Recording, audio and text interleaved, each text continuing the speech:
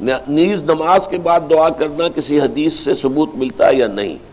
جہاں تک مجھے معلوم ہے، دیکھیے میں نے ان چیزوں کے اوپر کوئی تحقیقیں نہیں کی ہیں، اکثر چیزیں جو ہے کچھ علماء سے ان کی آراء کیا جو علم حاصل ہوا اس کی بنا پر، میرے نزدیک اصل شے یہ ہے ہی نہیں۔ اصل شے قرآن کے اندر غور و فکر کریں، سوچ بچار کریں، اس کے وہ لوگوں تک پہنچانے کے لیے اپنا وقت صرف کریں، اور جو محکمات ہیں دین کے ان کو عام کریں، ان چیزوں کا جو ہے وہ۔ لیکن جہاں تک میں نے جو بھی مجھے علم حاصل ہوا ہے چاہے علماء کی صحبت سے یا سماعت سے، وہ یہ ہے کہ ثابت تو ہے کبھی کبھی آپ نے ہاتھ اٹھا کر نماز کے بعد دعا مانگی ہے، لیکن التزام ثابت نہیں ہے۔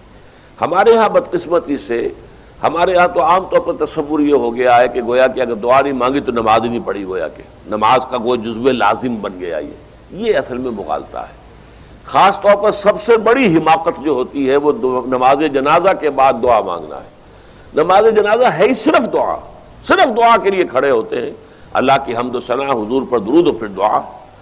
اب وہ چونکہ پتہ نہیں، جاہل لوگ ہیں، کچھ پتہ ہی نہیں ہم نے کیا پڑھا، یا پڑھتے ہی نہیں، پتہ ہی نہیں، دعا یاد ہی نہیں، وہ تو کھڑے ہو گئے آ کر، اس لیے کہ بہرحال عزیز ہے، فوت ہوا ہے تو اب شریک تو ہونا ہی ہے۔